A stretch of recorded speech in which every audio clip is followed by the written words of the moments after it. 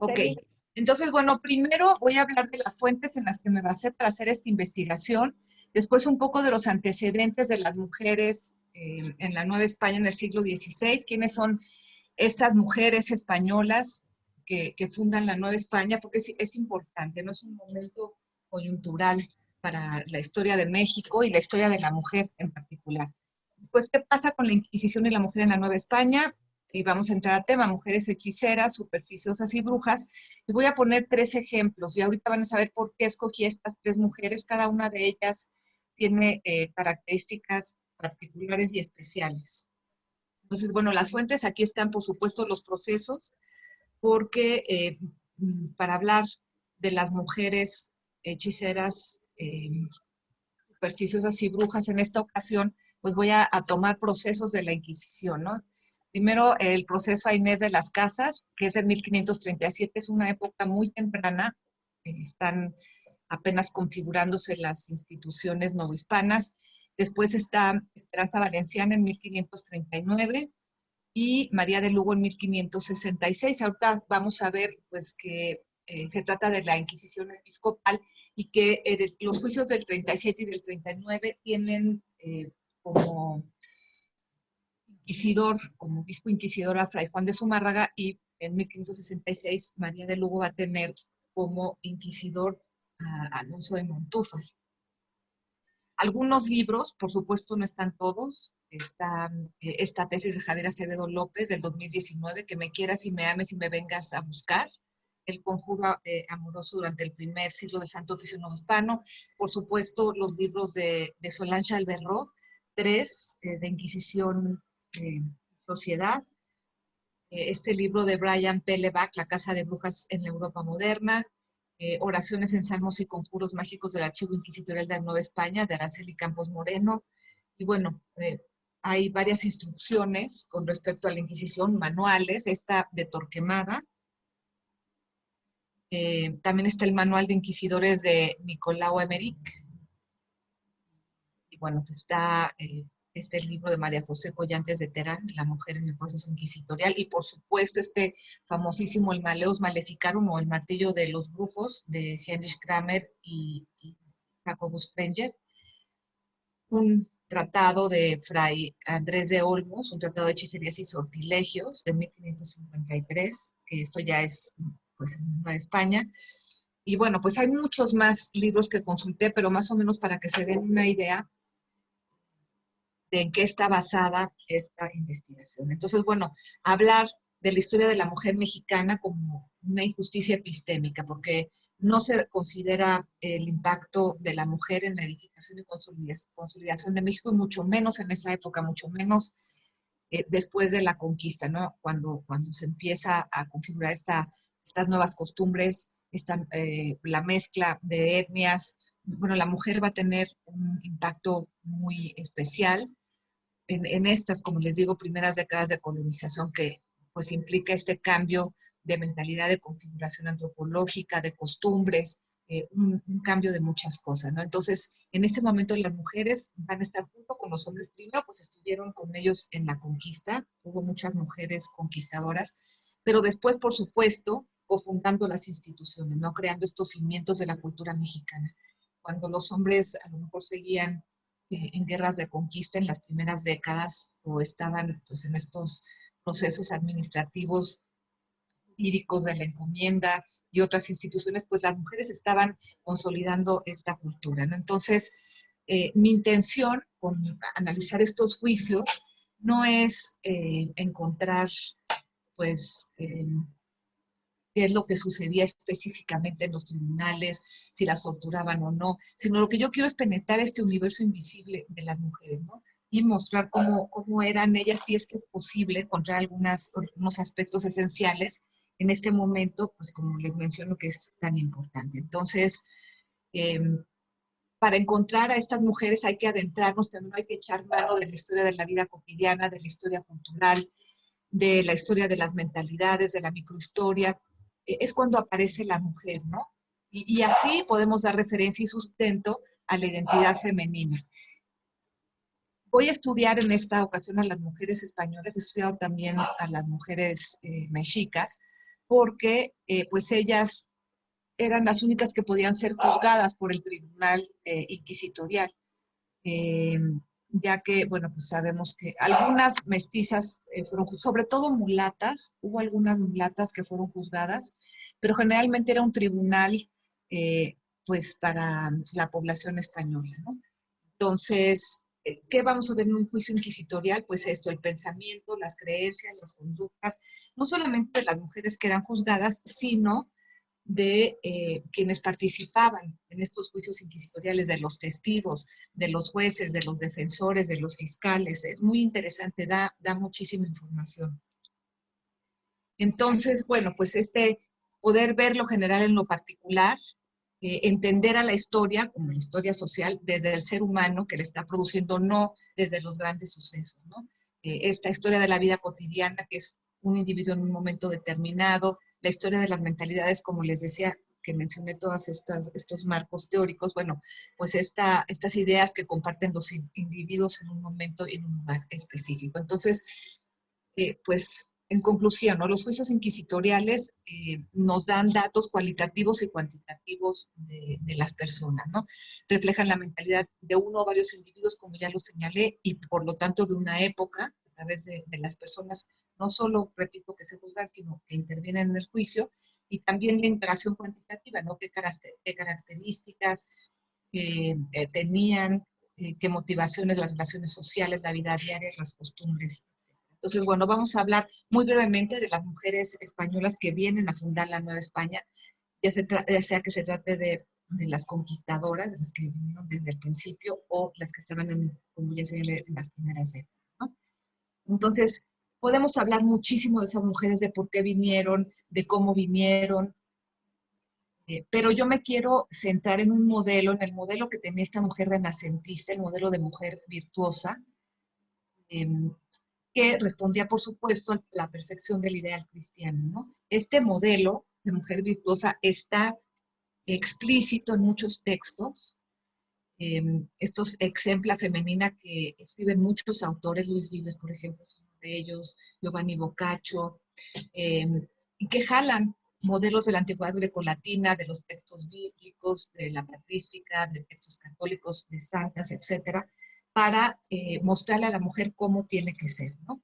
Entonces, bueno, pues se muestran este modelo, muestra esta perfección cristiana, ¿no? La castidad, la honestidad, las virtudes cardinales y las teologales, ¿no? Las cardinales, prudencia, justicia, templanza y fortaleza. ¿Cómo se traducen? Pues que tenían que ser pacientes, modestas, mansas, obedientes, discretas, diligentes, laboriosas, hacendosas, buenas administradoras. Las virtudes teologales, bueno, pues temor de Dios, religiosidad. Pero estas virtudes, de las que podríamos también hablar mucho, tenían que ser públicas y notorias. O sea, no bastaba con que a una mujer en lo íntimo de su hogar fuera piadosa, fuera paciente, fuera modesta, tenía que mostrarlo. La buena fama era muy importante, que bueno, pues mostraba públicamente este cumplimiento del modelo cristiano, ¿no? Entonces, ¿cómo lo mostraba? Bueno, pues asistiendo a celebraciones, a ritos, haciendo muchas obras de caridad. Entonces, bueno, había que serlo y parecerlo. Era muy importante. Y en los juicios inquisitoriales se va a contrastar este modelo de mujer virtuosa con, pues, la realidad, ¿no? Con lo que está sucediendo y con lo que están haciendo las mujeres que están siendo juzgadas. Entonces, solamente, pues, en ese momento nos vamos a referir a ese modelo de mujer virtuosa sin profundizar más en otras características de la mujer renacentista que llega a la Nueva España en las primeras décadas del siglo XVI. Y vamos a hablar de la Inquisición ahora, qué pasa con la Inquisición en la Nueva España. En esta época, en la época de estos tres juicios que voy a mencionar, ya les comenté que son de 1537, 1539, 1566, se trata de la Inquisición episcopal. Todavía no se instituía formalmente el Tribunal de la Santa Inquisición, que pues, va a ser instituido en 1571. Sin embargo, los procedimientos eran los mismos. La única diferencia es que quien era el juez o el inquisidor principal, pues era el obispo. Pero los jueces tenían exactamente los mismos procedimientos, porque estos procedimientos ya venían dados en los manuales como los que les mencioné hace un momento, ¿no? Con estos manuales de Nicolau Emmerich, de Torquemada. Entonces esto ya estaba muy especificado, muy tipificado, y era lo que se aplicaba, aunque no estuviera el tribunal formalmente. Entonces, la Inquisición episcopal va de 1535 a 1571, que se instituye el tribunal, y básicamente tiene dos periodos, ¿no? Aquí hubo un periodo intermedio de Francisco Tello de Sandoval y sus delegados, pero estuvieron Fray Juan de Zumárraga como inquisidor entre 1535 y 1543, aún antes de haber sido nombrado arzobispo, y Fray Alonso de Montúfar, que fue inquisidor entre 1554 y 1571, como les digo, con un tribunal y con procesos perfectamente apegados a derecho, apegados al derecho de la época y a los manuales de la época. Entonces, vamos a hablar de Fray Juan de Zumárraga primero, porque, y después de Montúfar.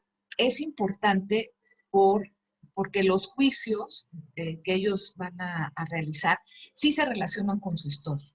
Como les digo, él vive de 1468 a 1548, él va a ser inquisidor apostólico entre 1535 y 1543, y vamos a ver que de los juicios de bigamia, en total, que existen, 9 se van a juzgar en la época de Zumárraga, o sea, el 75%. De hechicería y superstición, pues de 8 juicios que hay en total a mujeres de hechicería y superstición, el 87.5% los va a juzgar Zumárraga, 7 de 8. Y las judaizantes, los únicos juicios que hay de judaizantes en la Inquisición episcopal son de Fray Juan de Zumárraga, o sea, el 100%. Y Fray Alonso de Montúfar, él, como les digo, va a ser inquisidor apostólico de 1553 a 1570.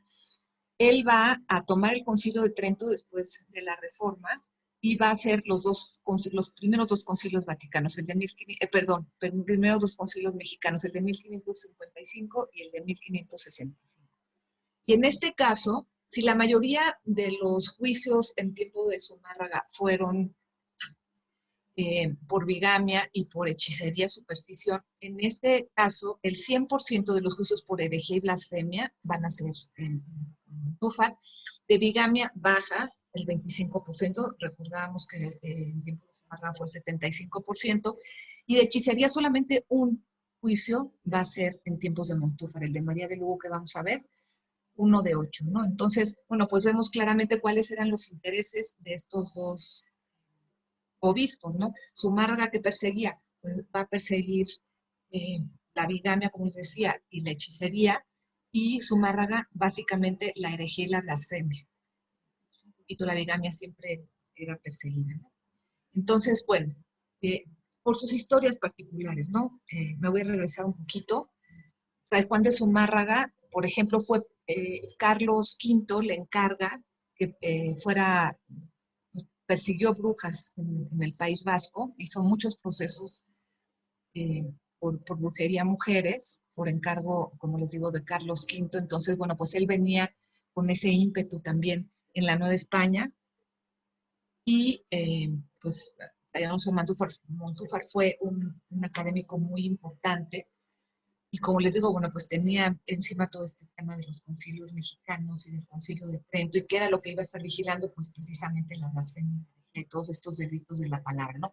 Con estos delitos que yo les estoy mostrando, me estoy refiriendo a mujeres juzgadas en esta, y repito, entre 1536 y 1571. Entonces, vamos a hablar de las penas y los castigos de la Inquisición.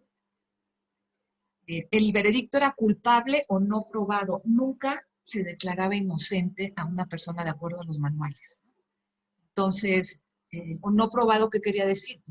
Quería decir que estaba infinitamente abierto el proceso, ¿no? En cualquier momento a lo mejor podían volver a iniciarlo para tratar de probarlo, pero los dejaban ir, ¿no? Si eran culpables, bueno, pues sí tenían que pagar algunas penas. Entonces, la Inquisición nunca, por ejemplo, aquí están las 3 sanciones principales, ¿no? Las económicas, que era la confiscación de bienes o multas. La confiscación de bienes se daba desde el inicio del proceso, las multas se daban después, ¿no? Como parte de la sanción. Las penas espirituales que podían ser tremendas, ¿no? Reprimendas, apuración. La apuración, yo me encontré un caso entre los casos que estudié de una monja a la que hicieron apurar, era una pena bastante seria, ¿no? Una instrucción, supresión de cargos eclesiásticos, degradación, peregrinaciones, oraciones y penitencias, y las penas físicas, que eran azotes, encarcelamiento, destierro o relajación al brazo secular, que era la pena máxima. En los juicios que yo estudié de 1536 a 1571, no encontré ninguna relajación al brazo secular. Se hubo, bueno, sabemos que hubo relajaciones al brazo secular ya finalizando el siglo XVI y durante el siglo XVII y XVIII, pero en los que yo estudié no encontré ninguna relajación del brazo secular. Y muy importante este punto, los azotes que daba como pena la Inquisición eran sin sangre, como dice esta cita en latín, porque eh, si sacaban sangre, el reo o el pecador o el criminal podía redimirse, era el punto, ¿no? Entonces, nunca, eh, vamos a ver, la tortura y el tormento era para que la rea o el reo confesaran, no eran un castigo. Los castigos, como les digo, aquí eran estos. Y bueno, vamos a entrar directamente a mujeres en Inquisición en esta época, 1536-1570. Y es interesante ver cuál es el esquema o el modelo que llevaba en la época. En la doctrina de la Iglesia era igual castigo para igual delito, ¿no? Basándonos pues en los 10 mandamientos, en el castigo al pecado, etc. Sin embargo, estaba muy afectado, muy influenciado los procesos por la ley civil, en donde la mujer se consideraba más débil que el hombre, esta ignorancia femenina o debilidad mental y la minoría de edad permanente. Imbecilitas, seufragilitas, sexus. Esto, o sea, el sexo femenino que era imbécil y frágil, ¿no? Esto que les estoy diciendo, debilidad mental, debilidad física, la ignorancia, la minoría de edad. Esto es muy importante en los juicios, que va a determinar mucho las penas y los castigos. Obviamente el tribunal en esta época de la que estoy hablando va a ser más leve o tranquilo justo por esto, ¿no? Que a la mujer se le consideraba tonta y frágil. Entonces, digo, va a afectar el juicio y sobre todo va a influir mucho en el tema de la brujería y ahorita vamos a ver por qué. Entonces, bueno, este es de las 28 causas a mujeres juzgadas, mujeres españolas juzgadas en la Ciudad de México entre 1536 y 1570. Estos son los porcentajes. Las más juzgadas, ya les dije más o menos los obispos qué es lo que van a juzgar, qué delitos, pero bueno, las bígamas fueron el delito más perseguido. Y después fue la hechicería, brujas y supersticiosas, después blasfemas y herejes, y por último las judías o judaizantes.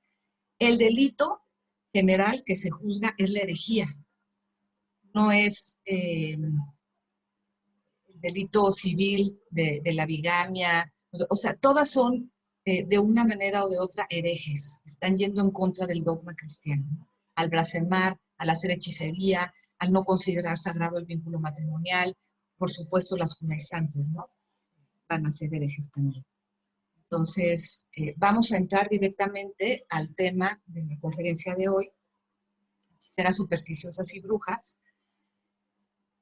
Y, bueno, esta es una imagen interesante que es posterior.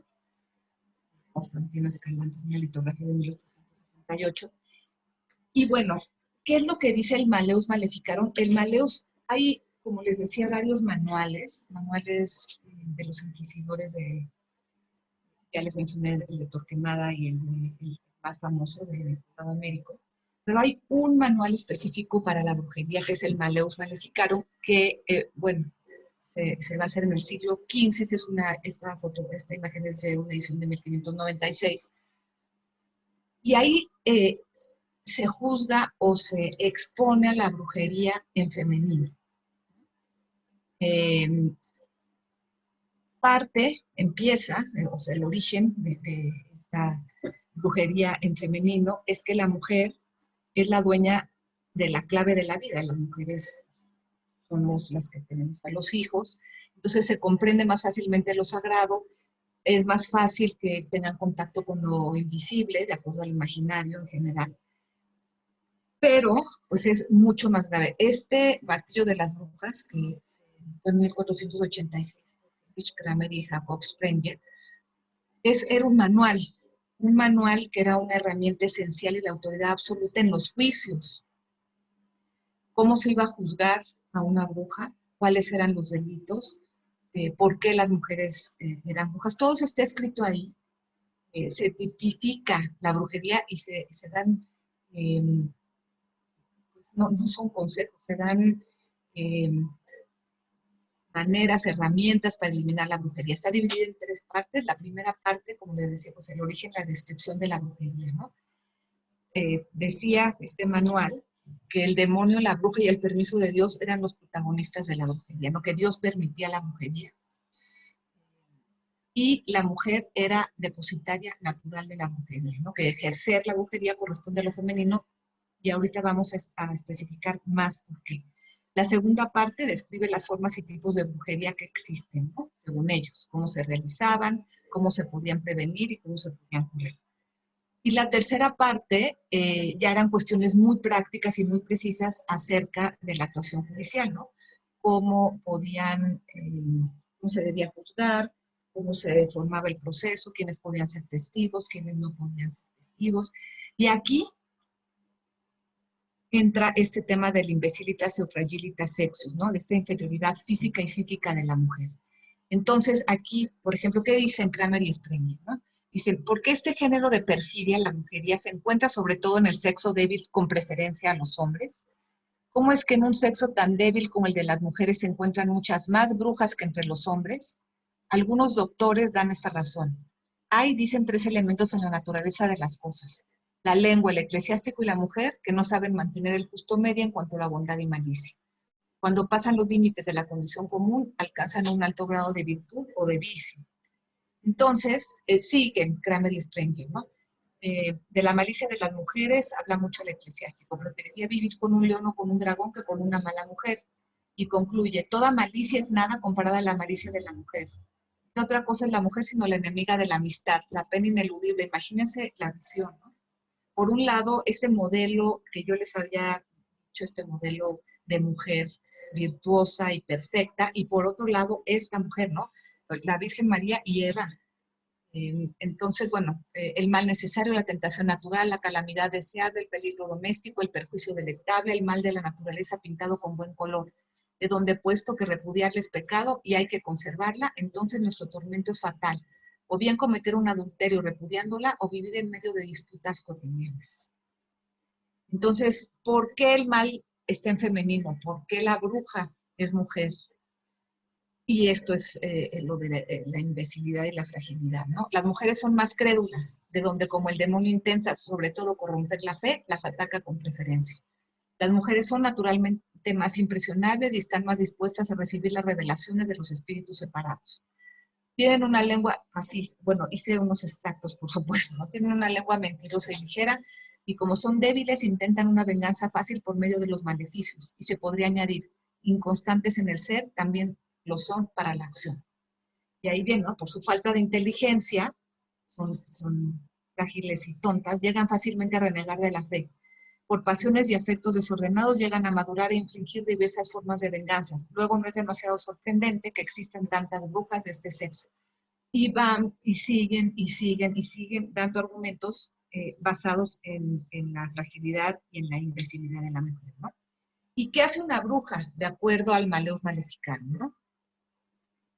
Levantan tempestades, provocan la esterilidad, aquellos niños que no devoran los ofrecen a los demonios, hay niños que caminan junto al agua y ellas son capaces de hacerles caer, capaces de enloquecer a los caballos, trasladarse de un lugar a otro en el cuerpo o en el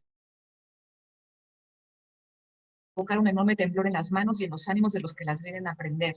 revelar acontecimientos futuros, ver cosas ausentes, cambiar los corazones de los hombres hacia un amor o un odio desordenados, provocar el aborto, embrujar a los hombres y animales, desencadenar mortandades, peste, entregarse a todo tipo de torpezas carnales con los demonios. Imagínense qué poderosísimas eran las mujeres, ¿no? Si podían levantar tempestades y matar niños, y bueno, una cosa tremenda.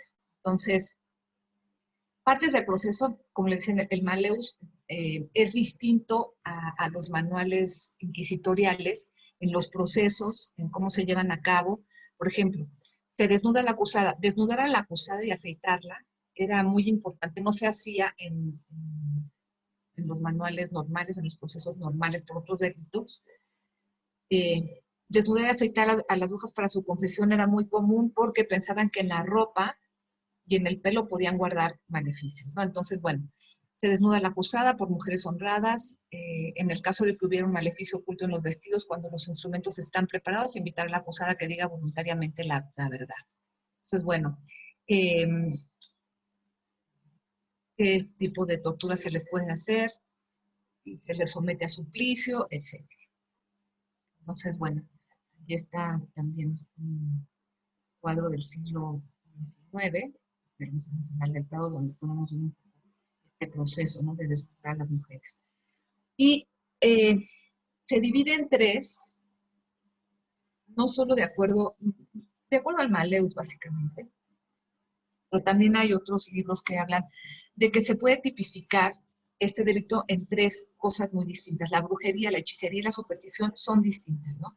La brujería es la más grave y es la que el Maleus va pues, a describir y a tipificar, que es la colaboración con el demonio, simple y sencillamente, ¿no? O sea, sí tiene que ver Satanás en todo este tema, y es sectaria, o sea, pertenecen a grupos, las brujas se reúnen,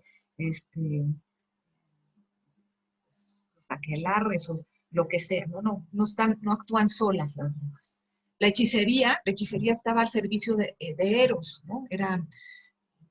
Generalmente era clientelar, las contrataban para salud, para protección o para hacer daño, pero generalmente pues era para el amor, la hechicería, servicio, ¿no? Entonces mezclaban mucho la magia y la religión, ¿no? Pedían la estampita de no sé qué, la oración de no sé cuánto, junto con un manto de yegua parida y una calceta de los pantalones, y bueno, mezclaban todo, ¿no? Entonces usaban muchos objetos sagrados y naturales. Y la superstición, la tercera versión, digamos, se trataba de las artes adivinatorias, ¿no? Entonces, se hacían todo tipo de suertes para adivinar, con cartas, con pájaros, con las nubes, o sea, bueno, pues desde los romanos tenemos estos temas, ¿no? Entonces, también observaban la religión fuera del modo prescripto. Entonces, ¿cómo se usaba la brujería o la hechicería en la Nueva España, no? Como les digo, pues es prácticamente hechicería. Solange Alberro dice que no hay brujería en la Nueva España. Yo no estoy de acuerdo y ahorita lo voy a demostrar porque el caso de María de Lugo es de bruja. Entonces, bueno, ¿de qué se trataba? Pues de favorecer las relaciones entre hombres y mujeres, expresar el poder femenino con el objetivo de obtener control sobre los hombres, conseguir una unión estable que le ofreciera buenas condiciones de vida. Porque las mujeres que venían a la Nueva España, y bueno, en general siempre, ¿no? Estaban muy expuestas, eh, valían de acuerdo a su relación con el hombre determinaba su vida, ya fuera su esposo, su padre, entonces siempre estaban como unidas a algún hombre, y entonces la hechicería les daba poder, o al menos eso pensaban, ¿no? Podían controlar las cosas, podían controlar las relaciones, eh, pues a los hombres, ¿no? Entonces, ¿qué querían conseguir? Pues esta unión estable que les ofreciera buenas condiciones de vida, sin estar casadas, si eran monjas, o sea, esta carrera de la mujer de ser monja o de ser eh, esposa, abuela, bueno, hija, esposa, abuela, madre, todo este camino que recorría, eran prácticamente las dos opciones, ¿no? Había, claro, pues algunas que se quedaban solteras, había beatas, había pues diversos estados de la mujer, ¿no? pero generalmente si no se iban de monja, pues querían conseguir esta unión estable. Entonces, bueno, pues muchas recurrían a la hechicería. Entonces las hechiceras estaban atendiendo muchas necesidades del plano afectivo de la mujer, ¿no? Y pues ellas querían componer, querían remendar una realidad ingrata y no destruirla, ¿no? Construir un mundo, y siempre eran procedimientos caseros, populares y empíricos. Y a veces las curanderas pues se confundían con las hechiceras o con las brujas. Y en la Nueva España había muchísima labor de curanderas. Claro que ellas no las juzgaban, como les decía, las mujeres indígenas no eran juzgadas por la Inquisición, pero sí las mujeres españolas que estaban practicando este tipo de cosas, ¿no? De procedimientos para asegurar su vida, su amor, su lugar en la sociedad, ¿no? Entonces, miren, Coronas dice esto, ¿no? Las hechiceras no eran más que pobres mujeres deseosas de sobrevivir, aunque fuera a costa de la credulidad ajena, deseosas de amar y ser amadas, de escapar de la marginalidad en las que la situaba la miseria, la orfandad, la viudez, la enfermedad o el propio desamparo de la condición femenina en una época en que la mujer con gran frecuencia no podía aspirar a una plena inserción social si no se cobijaba a la sombra de un varón, lo que decía, ¿no? La brujería empoderaba a la mujer. Entonces, no solamente las empoderaba, les daba reconocimiento, les daba sentido de vida, solucionar sus problemas y darle pues una luz a sus vidas exteriores, sobre todo a las mujeres mayores, porque las mujeres jóvenes pues todavía tenían esperanza de poder lograr un buen matrimonio, para un convento, lo que sea, pero las mujeres mayores eran las que más practicaban la hechicería por esto, ¿no? Porque les daba este sentido de vida y este reconocimiento. Entonces, en los juicios que yo estudié, como les repito, 1536 y 1570, hay ocho mujeres juzgadas por brujería, hechicería o superstición, que son estas, ¿no? María de Armenta en el 36, Elvira Jiménez en el 36 también, María de Bárcenas 37, María de León 37, Inés de las Casas 37, Esperanza la Valenciana 39, Mayor de Urbaneja y María de Lugo. Como les digo, pues la mayoría juzgadas en tiempos de su marca. Entonces vamos a hablar concretamente de estas mujeres para que vean pues, cómo se aplicaba toda esta teoría que vimos ahorita. Y la primera va a ser Inés de las Casas, como les decía, pues 1537 es muy pronto, ¿no? La conquista se había dado o había terminado en la guerra armada en 1521, hacía 16 años. Entonces, bueno, pues estaba todavía muy en pañales todo este desarrollo de la sociedad. Y es muy interesante leer estos juicios porque pues aprendemos cómo era en realidad este mundo de inicios de la colonia. Hay cosas que nos imaginamos, ¿no? Por ejemplo, que una mujer española estuviera casada con un indígena y fuera a declarar, y también el marido, ¿no? O que pues, hubiera una indígena hablando en náhuatl con traductores testificando en los tribunales, ¿no? Entonces, bueno, vamos a ver esta mujer. Su juicio va del 29 de agosto al 4 de septiembre de 1537, rapidísimo. Y ahorita vamos a ver por qué es tan rápido este juicio. Está en el volumen 212, expediente 1, tiene 9 fojas en el Archivo General de la Nación. Entonces, ¿quiénes intervienen en este proceso? Pues el bachiller Barrera, secretario del Santo Oficio, Alonso de Vargas, alcalde y nuncio del Santo Oficio, el doctor Rafael de Cervantes como fiscal y Fray Juan de Zumárraga, inquisidor ordinario. Intervienen muchísimos testigos, por supuesto, pero bueno, ellos son quienes están, los principales funcionarios del tribunal. Entonces, Inés de las Casas era una supersticiosa, por eso escogí estos tres casos, porque, bueno, una es supersticiosa, otra es hechicera y otra es bruja, ¿no? O así están tipificadas dentro de los juicios. Inés de las Casas era una hechicera adivina, además de que hacía embrujos para el humor, bueno, pues también adivinaba el futuro, ¿no? Fue torturada por la autoridad civil y el bachiller Barrera la llama para interrogarla. Entonces, ¿cuál es la denuncia, no?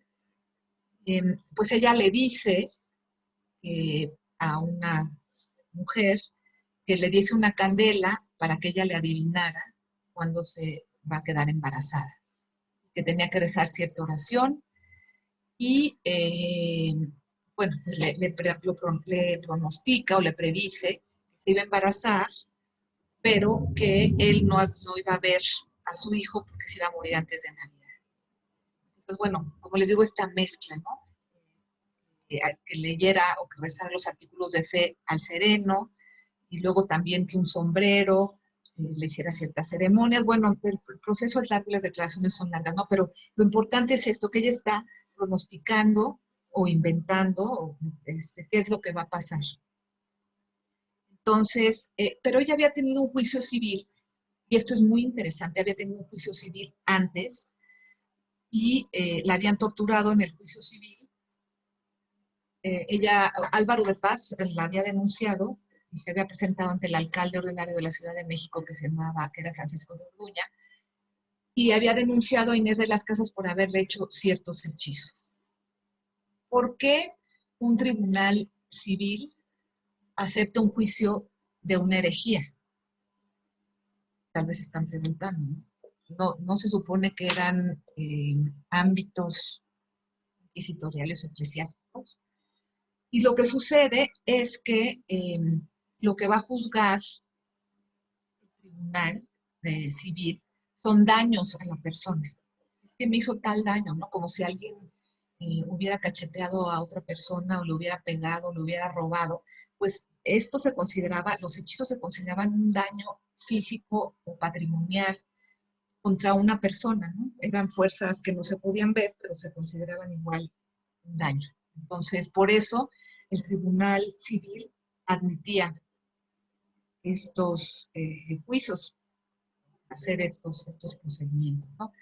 Entonces, Álvaro de la Paz, o sea, Inés niega todo esto en este juicio civil, y Álvaro de la Paz la acusa criminalmente por simulada y secreta, ¿no? Y por oficio de invocar y llamar al diablo con palabras y promesas y con sortilegios y hechizos y encantaciones, hablando con el demonio, diciendo oraciones del diablo y diciendo y publicando que sabe las cosas por venir, usando de encantaciones y sortilegios y hechicerías, etcétera, ¿no? Y bueno, ahí viene el daño, ¿no? A través de sus hechizos puede hacer que se mueran ciertas personas casadas y que sus mujeres queden viudas. Bueno, a muchas de ellas las embaraza, causando escándalo, etc. Pero bueno, vean cómo se mezcla también todo este tema católico y todo este tema de la religión con los procesos civiles. Entonces, la autoridad civil la pone a tormento de agua, amarrada a una escalera, y con ese tormento de agua donde les daban agua, les ponían unos paños y les derramaban agua en la boca hasta que ya no podían más, ¿no? Entonces, mandó traer el alcalde y poner el burro del tormento y el agua, cordeles y paños, y bueno, Inés de las Casas obtuvo el todo. Inés nunca acepta nada, y bueno, pues el alcalde, viendo que es muy débil y muy vieja, Inés de las Casas suspende el tormento, dio la acusación por no probada y la dejó en libertad. Entonces, ya ahí sí en lo civil se dio por cosa juzgada, o sea, es inocente, punto. Entonces, Fray Juan de Zumárraga, cuando van y delatan a Inés ante el tribunal eclesiástico, ante el tribunal episcopal, él dice, a ver, ella ya fue apresada y torturada por la autoridad civil por este delito y la liberaron sin culpa. Entonces, tráiganme el juicio.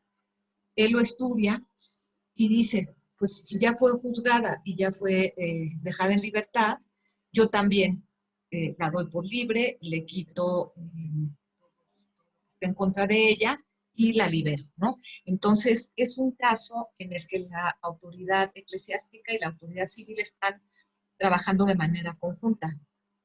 Y no es común, ¿eh? No es muy común, pero llega a suceder. Bueno, este juicio cruzado, como les decía, entre la autoridad civil y la religiosa, el Tribunal Inquisitorial la está juzgando, pero bueno, como les dije, da por válido el resultado del juicio civil, la exoneran a Inés de las Casas porque ya la había exonerado el Tribunal Civil, y bueno, con lo que les decía, ¿no? La autoridad civil juzga estos delitos que podrían parecer del ámbito religioso porque los considera daño patrimonial o físico.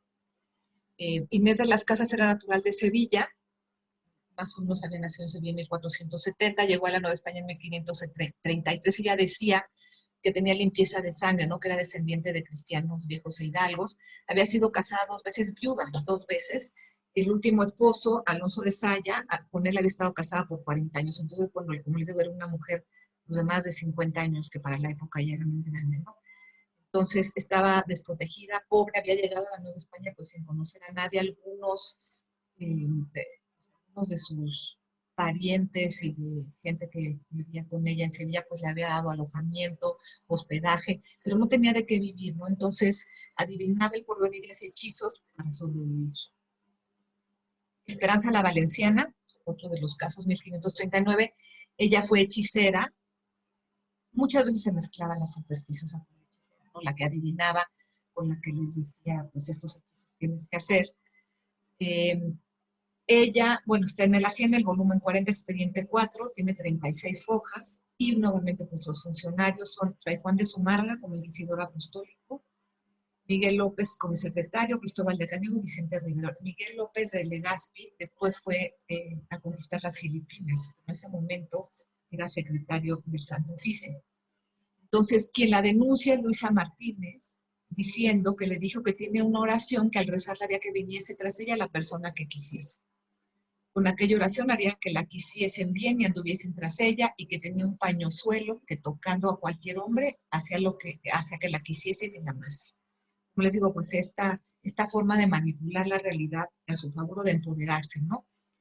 Y le preguntan a Esperanza, y ella declara, ¿no? Preguntada si ha dicho que por un pañozuelo que traía consigo que cualquier hombre que le tocase hacía que la quisiese bien y amasen, dijo que nunca tal ha dicho, que si tal se le probare que la quemen.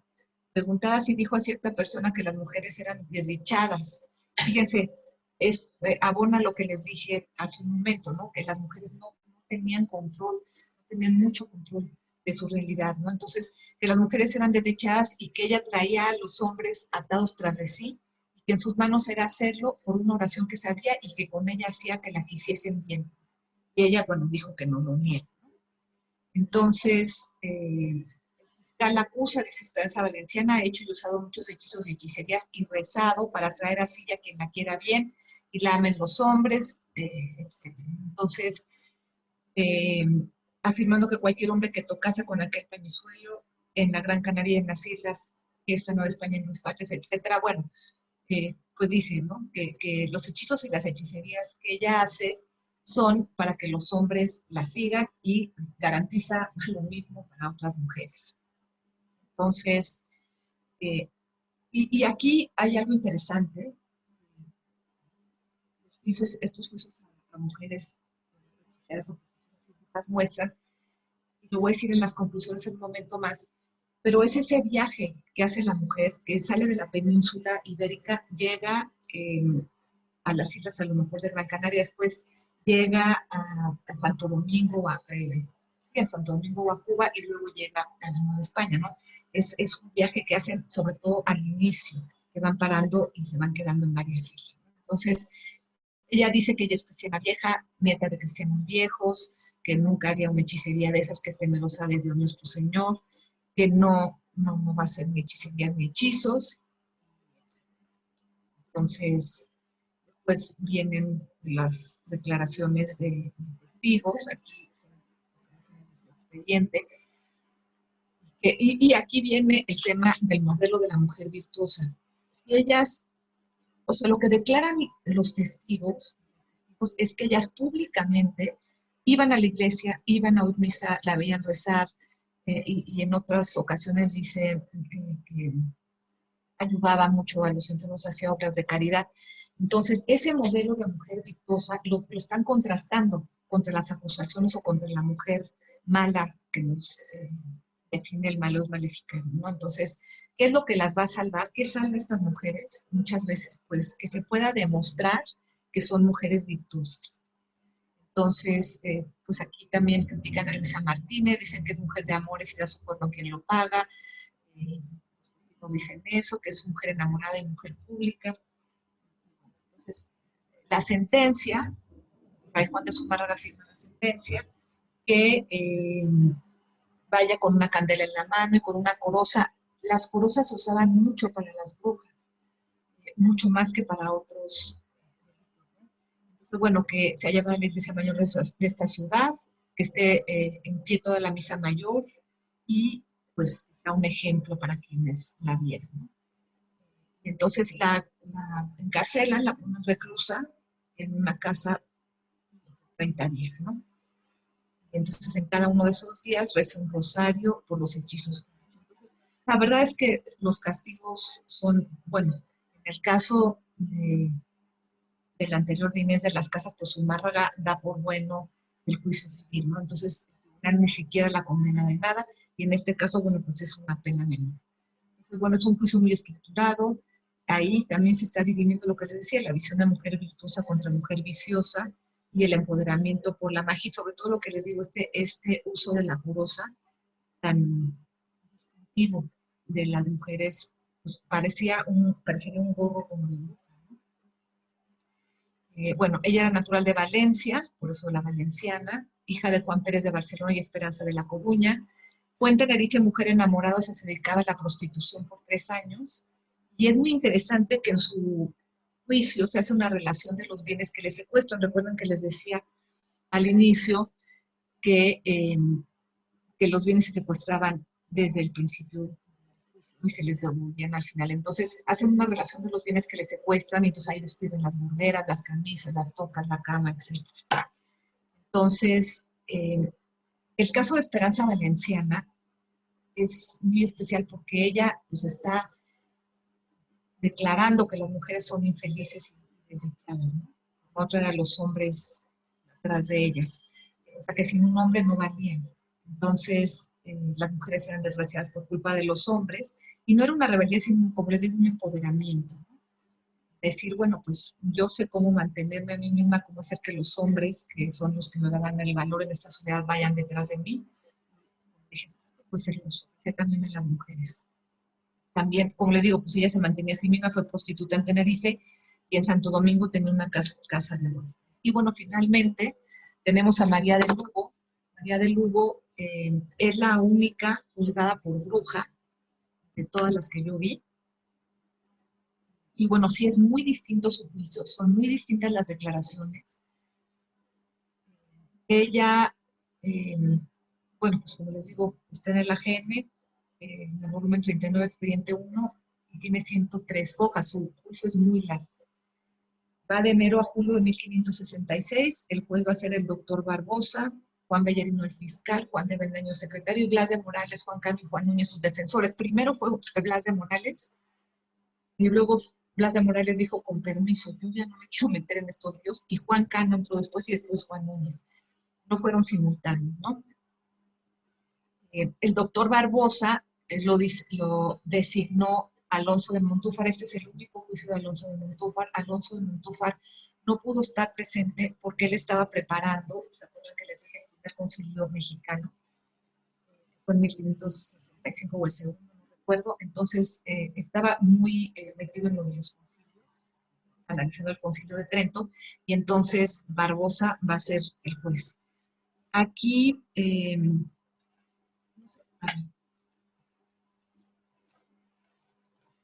fíjense aquí, es la única mujer que no es monja que va a firmar su juicio. Aquí pueden ver su firma, María de Lugo, donde tengo el cursor.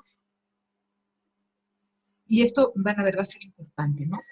La va a denunciar María de Anuncibay o Nuncibay y sus esclavas negras María Francisca y su criada Constanza, una india mexicana, y les van a señalar más o menos lo mismo. Y voy a leerles las declaraciones porque son muy interesantes y para que puedan compararlas con las anteriores y vean cómo son muy distintas. Una noche vio a la dicha María de Lugo en cueros, untada un lado de la cara que le pareció a este testigo que era el izquierdo, el cual tenía de negro, y también el brazo izquierdo y el hombro y toda la espalda y la pierna hasta abajo eh, de negro, ¿no? O sea, se había pintado de negro. Vean cómo es muy distinto a las acusaciones anteriores, ¿no? En los hombros y sobre la cabeza traía echada una saya de mascote que la susodicha solía traer, y en la cabeza tocada con una cosa negra, y en el pie derecho sobre el empeine traía una cara pintada, una cara colorada que se había puesto de aquella manera porque tenía que ir a conjurar ciertas piedras de un cementerio. porque había de hacer un cerco para invocar al demonio y meterle en una redoma y tenerle por familiar. Y esa testigo dice que el demonio se contentaba mucho de que le hiciese sahumerio con piedra, azufre y incienso. ¿Cómo sabía que el demonio se contentaba mucho? Pues no sabemos, ¿no? Y que cuando alguna persona o ella daba limosna, le pesaba mucho al demonio y que a ella le venía alguna desgracia cuando daba limosna. Que decía el demonio, mancebo, perdóname, o sea, María de Lugo, ¿no? Que no lo hago sino por cumplir con las gentes porque piensan que soy cristiana. Normalmente este modelo público de mujer. Bueno, eh, ahí va diciendo las cosas tremendas que hacía, ¿no? Ella le había dicho que hiciese lo del gato, que era tomar un gato negro conjurado y llevarlo al campo y matarlo en la sangre, eh, y sahumarse con ella y habiéndolo degollado en el campo porque ellos se contentaba mucho el demonio y que así mismo hacía pulcre en su casa, etc. Después, otra de las testigos dice que no la ha visto ir a misa en días de fiesta, les digo nuevamente el modelo este, que no quería ir a misa cuando tenían la oración, no se quería hincar de rodillas ni rezar, y que cuando venía algún pobre a pedir, pues no le daba y se enojaba, ¿no? Entonces, otra, Francisca, dice que dar limosna le pesaba mucho a María de Lugo, y bueno, más cosas al respecto. Andaba con un cuchillo raspando las paredes de la dicha casa y haciendo cercos y rayas en ellas y caras y figuras del demonio, y que en un aposento de la dicha casa donde la susodicha se salía a sentar a hacer algo, tenía dibujado en la puerta un gato o gallo con unas uñas y rabo que parecía demonio, y hacía y decía tales cosas que a esta testigo y a los demás de la casa ponía en gran espanto. Y eso es importante. Esta mujer hacía cosas que espantaban mucho a la gente. Por ejemplo, esta Constanza que dice, ¿no? Es una mujer vieja y baja de cuerpo, tiene una ventana de las narices un poco comida y un parchecillo en ella. Es una mujer española y bueno, dice que María de Lugo vivía en un lugar que está testigo, ¿no? Eh, la dicha María de Lugo estaba hablando con este negro que vivía en San Sebastián, que estaba casado con una india, y bueno, pues le da cosas para hacer brujería. Bueno, esta testigo vio que una noche la dicha María de Lugo y doña María de Nuncibay bajaron en camisa al corral de la dicha casa después de que toda la gente estaba acostada. Decía que iban a rezar, y una noche, estando todos acostados a las 10 de la noche, oyó un gran trueno de que se espantó y toda la gente de la casa, y este testigo entonces creyó que había hecho algún cerco llamando al demonio o algunos hechizos, porque ahora se acuerda que cada noche entraban en la dicha recámara a hacer hechizos, porque se entraban en la dicha recámara a oscuras. Este testigo tenía por hechicera a la dicha su ama, y bueno, que no las veía rezar ni ir a misa y eran malas cristianas. Entonces, como pueden ver, la acusación no es un caso simple de hacer hechizos o imaginar el futuro, sino que se le acusa de invocar, tener pacto y relaciones con el demonio, y eso, bueno, pues es, ¿no? María va a sostener que es inocente, que su sangre es muy limpia, y entonces, bueno, Álvaro del Toro, que es el fiscal, la acusa como mala cristiana y mujer, hechicera pública y bruja, que se ha untado para ser bruja y ha hecho cercos y ha tenido trato con el demonio y lo ha invocado, cercos y otras cosas, y bueno, que es digna de gran punición y castigo. Entonces, bueno, ella se defiende, ¿no? Y es muy interesante su defensa, porque ella dice que es cristiana, celosa de su honra, servicio de Dios nuestro Señor, y además ella se dice que es hija de un hidalgo de sangre muy limpia, bueno, que doña María, Francisca, y Giomar, las negras, la Constanza, todas esas, pues son mala vida, mentirosas, borrachas, y que solo pretenden dañar. Entonces, se presentan testigos contra ella y a favor de ella. María va a comprar algunos testigos porque obviamente pues, no la conocía mucha gente, y ella dice que los testigos en su contra los había comprado María de Nuncibay, y entonces el fiscal dice que la sometan a tormento para que confiese, pero ella dice, no, pues yo soy una anciana, ¿cómo me van a someter a tormento, no? Entonces, ya cuando se iba a declarar a su favor el juicio, había suficientes testigos a su favor. El caso da un giro sorprendente, porque ya, como les digo, estaba demostrando su calidad, su inocencia, y entonces, ya que la iban a declarar por no probada, la acusación en contra de ella, entonces llegan nuevos testigos en su contra, Y entonces son varios, ¿no? Escogí nada más uno para que vieran cómo es. María Neda, que era esclava de Juan Bellerino, que era uno de los funcionarios del tribunal, ¿no? Y dice, dijo que conoce a la dicha María de Lugo, que al presente estaba presa en la cárcel arzobispal. O sea, María de Lugo obviamente estaba presa porque la estaban juzgando, y estas esclavas, como eran esclavas de los funcionarios del tribunal, estaban también durmiendo ahí en la cárcel arzobispal, ¿no? Y entonces dice que estando esa testigo una noche durmiendo en su cama, en un aposento de la dicha cárcel que da a la calle, y habiendo parido aquel día por la mañana y estando encendida una candela en el aposento del fiscal Juan Bellerino, su amo, y acabando que este testigo se durmió, se llegó esta testigo, la dicha María de Lugo. Imagínense qué miedo, pobre. Y así como llegó, le pasó las manos a esta testigo en los pechos y en un brazo donde esta testigo tenía un negrito, su hijo recién nacido. Y poniéndole las manos le dijo a la susodicha, bueno, algo cual negra para que pariste esto, y luego se apartó de este testigo, y ella vio que todo su cuerpo estaba negro, y el rostro que solamente la vio tener lo del blanco de la nariz. Recuerdan que tenía como una herida en la nariz, y a la redonda de los ojos, esta testigo se espantó mucho y no pudo hablar, y bueno, estaba asustadísima. Entonces, bueno, después de estas declaraciones, el tribunal la condena a tormento, y pues María se defiende, no, no me atormenten, ya tengo más de 60 años, y al final no le pudieron dar el tormento. Recuerdan que a las brujas no las podían dar el tormento porque les temblaban las manos a los inquisidores, ¿no? Y entonces aquí dice, el dicho señor provisor la mandó desnudar y le tornó a requerir dijese la verdad, y María de Lugo dijo pues que la verdad era que ella no había hecho nada de eso, y entonces, bueno, el provisor la mandó atar de los brazos al burro, y mandaba que le apretasen con los garrotes y le echaban agua, pero cuando ya la iba a empezar a torturar con el agua, pues no pudo, él dejó, ya no se hizo tormento como él quería, ¿no?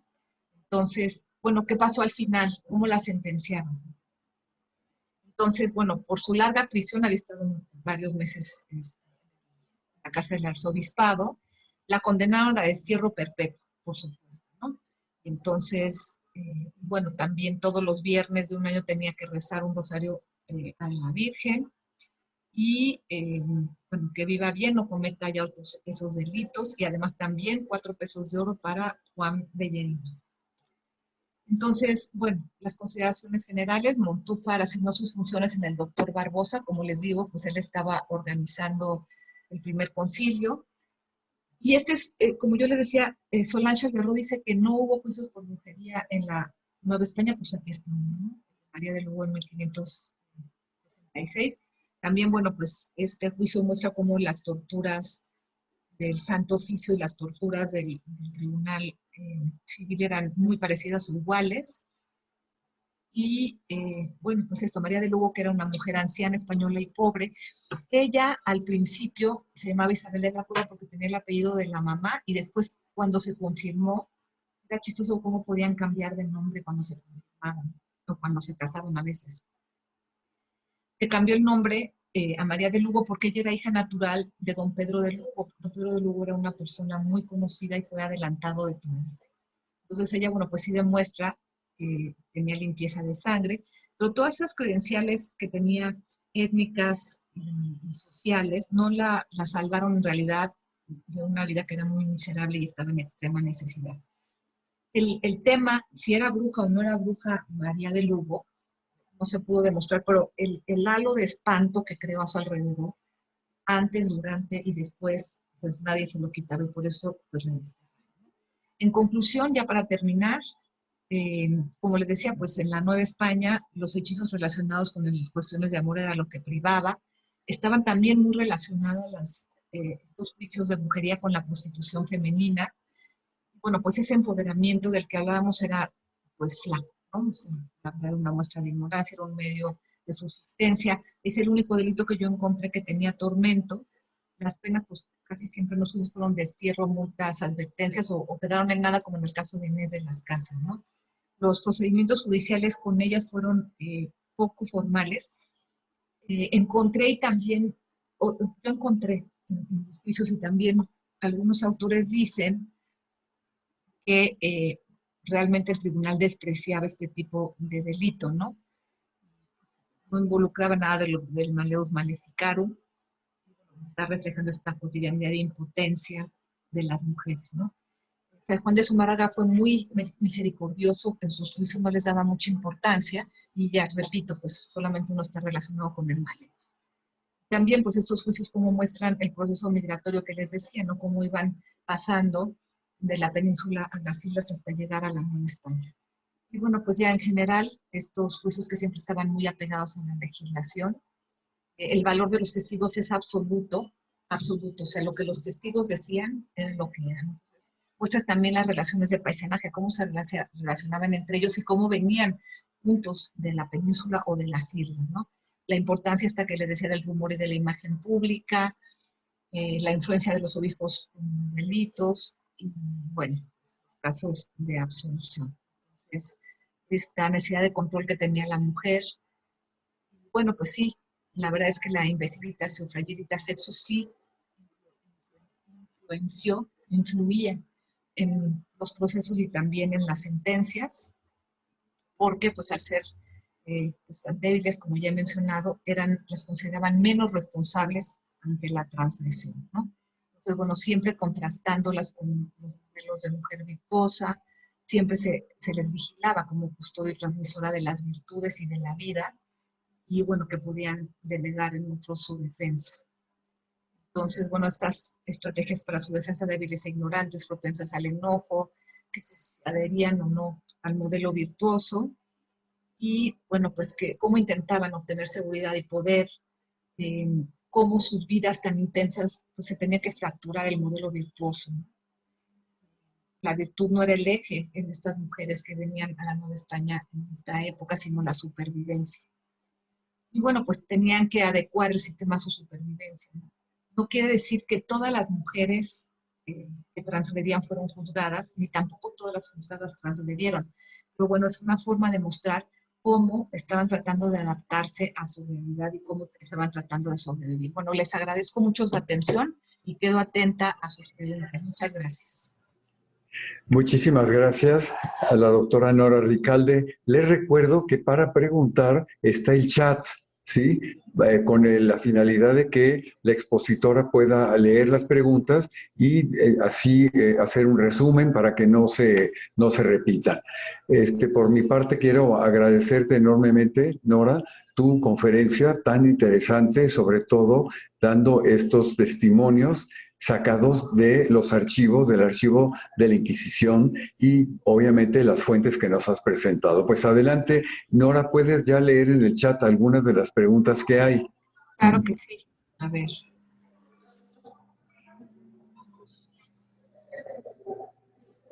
A ver desde el principio.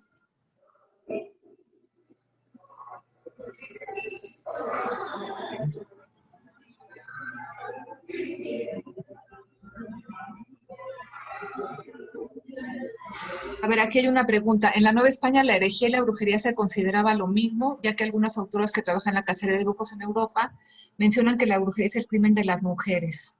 A ver, lo que yo les decía, ¿no? Durante la conferencia, todos los delitos que juzga la Inquisición son herejía. Entonces, la brujería es una herejía porque no se confiaba en el poder de Dios, porque se trataba de trastocar el orden que Dios había impuesto. Entonces, desde ese punto de vista era una herejía, pero también era un crimen, era un delito, porque recuerden que les dije que Inés de las Casas había sido juzgada por el Tribunal Civil.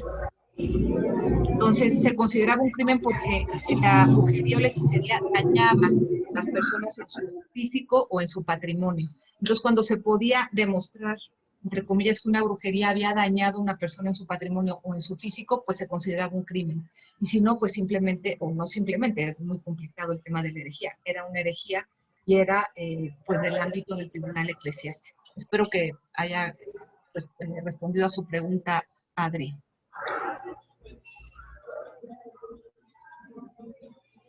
A ver, es aquí, entre las prostitutas, algunas se consideraban brujas. No, más bien muchas brujas eran prostitutas, que es distinto. No es que por ser prostitutas eran brujas, sino que las brujas habían sido prostitutas, ¿no? Como les dije, por ejemplo, Esperanza la Valenciana, pues había sido una mujer enamorada, en Tenerife, me parece. Entonces, pues generalmente iba junto, que la prostituta pues era bruja también. No que la bruja era prostituta, como les digo, es muy distinto, ¿no? Seguramente había brujos, sí, había muchos brujos, y los alquimistas, pues generalmente no eran considerados brujos, los alquimistas eran científicos para la época, entonces, bueno, eh, ¿qué más? Una mujer denunciando a otra, sí, sí, claro, por supuesto, las mujeres denunciaban a otras mujeres. Eh, no hubo casos de menores de edad sujetos a la Inquisición. Eh, Desconozco cuántos autos de fe hubo contra mujeres en la Nueva España. Yo he estudiado nada más de 1536 a 1570, como les señalé, y no hubo ningún auto de fe en la época eh, que yo estudié, ¿no? ¿Hubo algún factor común que detonara los juicios contra estas mujeres procesadas? A ver, eh, claro que había factores que detonaban los juicios. Iban y había dos formas de detonar un juicio. Una era una denuncia, que alguien fuera y declarara, ¿no? Que dijera, yo soy testigo de que esta mujer hizo tal y tal cosa, ¿no? Y otra era que los inquisidores habían oído alguna acusación así por fuera, que no había sido una acusación formal, iban y hacían una investigación. Entonces, pues podía ser de las dos maneras, ¿no? Sí, entonces, bueno, pues un escándalo público lo podía detonar.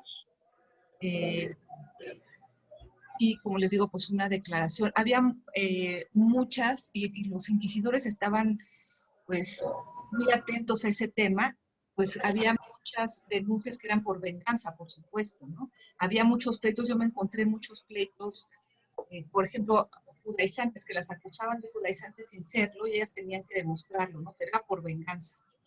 Entonces, hay referencias a los tratados y manuales contra la brujería. Si mencioné al Maleus Maleficarum, es el tratado más famoso que existe contra la brujería. Bueno, Francisco dice, en la tradición caballeresca los brujos son sabios y consultados por caballeros y reyes, incluso hasta en la literatura, mientras las brujas son demoníacas. Bueno, no sé en otros países, pues yo nada más sé de la Nueva España, ¿no? ¿Qué más? ¿Hay alguna mujer joven acusada de bruja o hechicera? Sí, sí hay. Estas mujeres que también eran como prostitutas. Sí hay mujeres. Por ejemplo, hay una muy interesante, eh, Elvira la Vaquera, me parece que era su apodo, Elvira. Ella había sido muy joven y en Puerto Rico había ejercido la brujería. Y de hecho la habían hecho pasearse por Puerto Rico en un caballo con una coroza y con un pollo al pescuezo, porque había utilizado un pollo para hacer un hechizo, ¿no? Esa mujer, Elvira la Vaquera, que era bastante joven, vino a la Nueva España y aquí se casó con alguien. Y entonces en su juicio, cuando la están, también es como de 1536 o 37, Zumárraga suspende el juicio y dice, lo suspendo por cosas que yo sé, porque Elvira la Vaquera ya se casó con alguien, ya ha enmendado su vida, y además, pues la persona con la que se casó es pues, alguien a quien respeto yo mucho, y por cosas que a mí me constan y no voy a decir en el juicio, se suspende el juicio, ¿no? Pero es una mujer joven, Elvira la Vaquera. A ver, ¿qué más? Perdón.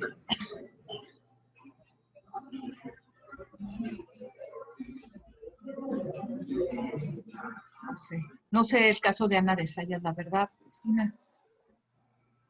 Eh, los juicios inquisitoriales contra indígenas o mestizos en la Nueva España no existían. Existió un juicio muy famoso, el de don Carlos Ometoshki, que era un cacique, que lo organizó Fray Juan de Zumárraga, y pues eso le costó prácticamente la vida a Fray Juan de Zumárraga, lo depusieron y a partir de ahí se hicieron reglamentaciones muy estrictas de que no se podía juzgar ni a indígenas ni a mestizos. Bueno, ya contesté esa de que si hubo algún caso de mujeres jóvenes. Pues está en mi tesis está publicada. Entonces ahí están estos casos de forma muy detallada. Bueno, sí, la investigación, como les digo, pues es parte de mi tesis doctoral.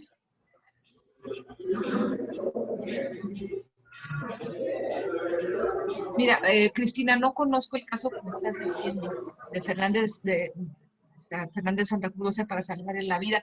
Seguramente, porque hay otro caso que yo estudié, la famosa monja que se ahorcó, que Manuel conoce muy bien, bueno, que ya la he publicado varias veces, y ahí yo creo que todo el convento se alió para decir que estaba loca cuando había hecho una declaración. Entonces, sí, sí, muchas veces para salvar, pues podían declararlas locas y suspender el juicio, ¿no? ¿Cuándo se terminaron estos juicios sobre acusaciones de brujería? Ángeles, pues hasta que se acabó, eh, yo creo que la Inquisición estuvo hasta la independencia. Yo creo que durante toda la época virreinal hubo acusaciones de brujería. Bueno, el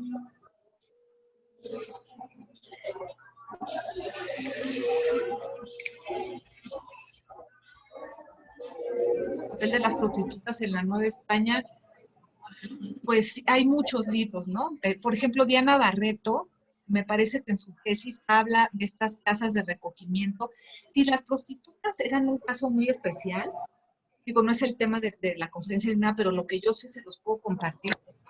Había varios tipos de prostitutas, ¿no? Las prostitutas que estaban en una casa, las prostitutas que eran más finas, digamos.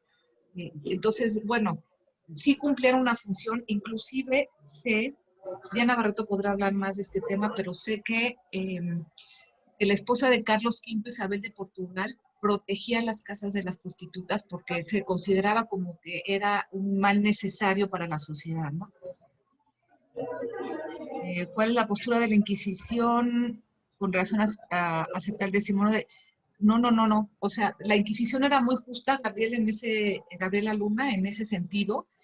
Yo en los juicios me he encontrado, lo dije también en la conferencia, me he encontrado testimonios de sirvientas, de mujeres que no hablaban español, que declaraban en náhuatl, de esclavas. Pesaba exactamente igual el testimonio de una criada o de una esclava, de una indígena, de una negra, de una mestiza, de las castas, de lo que fuera, que una mujer o un hombre español. Les pesaban exactamente lo mismo. Yo creo que vamos a dar por concluida la sesión. Hay muchas preguntas, obviamente, que por parte del público, pero nos llevarían horas para responderlas. En razón del tiempo, pues quisiéramos darte las gracias, Nora, por habernos abierto este episodio de la historia de México. Sí, y de la historia de la mujer, por otro lado, también, es decir, el rescate de estas vidas. A veces no las tratamos como deberían de ser porque la estamos viendo con los ojos del siglo XXI, pero bueno, aproximarnos al tema ya es un avance. Y antes de cerrar, el doctor José Rubén Romero me ha pedido la palabra directamente y bueno, pues se la vamos a conceder para que haga su comentario. No sin antes darle las gracias a todos los que nos han seguido, particularmente a la doctora Ana Diegues, que es la madrugada para ella allá en España, y a Javier Garzalongo, que ya está en México, está en Acapulco, pero está reponiéndose en el horario. Adelante, José Rubén, antes de concluir. Enhorabuena, Nora, maravillosa. Muchísimas gracias. Rubén, ¿puedes prender tu...? Ya, ok. Gracias. El comentario. Nora, me gustó mucho tu conferencia, la disfruté inmensamente. Y yo quisiera hacer algún comentario, no sé, me hubiera gustado que dijeras algo respecto de la obra de Michelet, que se llama La Bruja, que es una obra realmente nodal, interesantísima, porque es en el siglo XIX, un señor que está viendo a la bruja, pero en una perspectiva más bien antropológica. Es una obra muy, muy interesante y creo que, bueno, al menos a mí en algún momento me dio muchas luces. Creo yo que la brujería fue llamémosle una institución cultural, porque era eso, muy presente en la Nueva España. Por ejemplo, Antonio de Saavedra Guzmán, que publicó El peregrino indiano en 1599, que es un largo poema épico maravilloso que narra la conquista en verso, introduce una bruja. O sea, está narrando la conquista y de repente están los españoles en Tlaxcala y hay ahí, no se sabe muy bien quién va a ganar, y Maxiscatzin va a ver a una bruja que se llama Tlantepuzilama, que curiosamente es una bruja que no es una bruja prehispánica. Cuando yo leí el texto dije, esta mujer es una bruja europea, pero ¿de dónde pudo haberse inspirado Saavedra Guzmán para una bruja, para meter esa bruja ahí? Entonces anduve buscando, por supuesto, Macbeth estaba descartado porque pues, era autor inglés, imposible que lo leyera un hombre de la Nueva España, cristiano y demás. Entonces, resultó que estoy cierto que la inspiración para Saavedra Guzmán fue la bruja Edicto que aparece en la Farsalia de Lucano y que es realmente el paradigma de las brujas en Edad Media. Entonces, esta buena mujer hace un potingue ahí con peyote y con patas de alacrán y con babas de no sé qué, bueno, una cosa espantosísima. Se lo unta y entonces puede ver el futuro. Y el futuro es la caída de Tenochtitlan. Eso es impresionante. Wow, claro, claro. Muy interesante. El edicto, ahí yo creo que no quiso seguirla tan puntualmente porque el edicto a lo que recurre para predecir el triunfo de César es la necromancia, hace hablar a los muertos.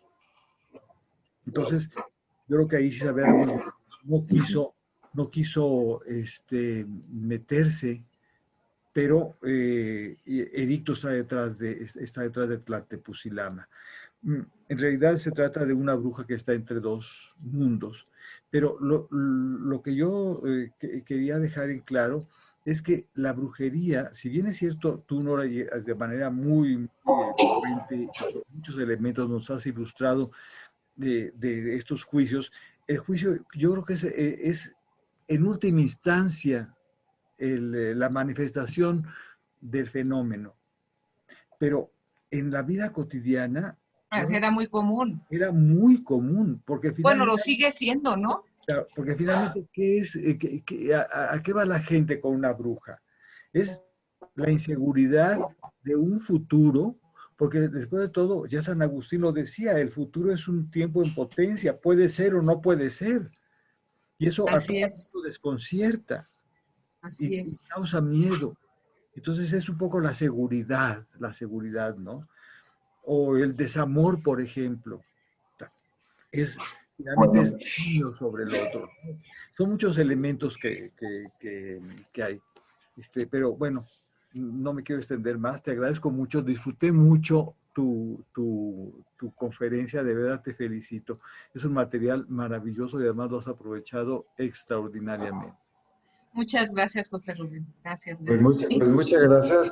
Y a nombre del Centro de Estudios de Historia de México, Carlos Slim, y de la Academia Hispanoamericana de Ciencias, Artes y Letras, les damos las gracias en primer lugar a la doctora Nora Ricalde por compartir sus conocimientos, su investigación, y a todos los que nos siguieron, que llegaron a 150 seguidores, lo cual el tema ciertamente es muy atractivo, particularmente en México, y pues la prueba está en la cantidad de seguidores que tuviste, ¿verdad? Así que, bueno, les recuerdo también que quede grabada esta conferencia para quien no la pudieron escuchar o que quien quisiera volverla pues sí, nuevamente a estudiarla, está abierto a partir del fin de semana.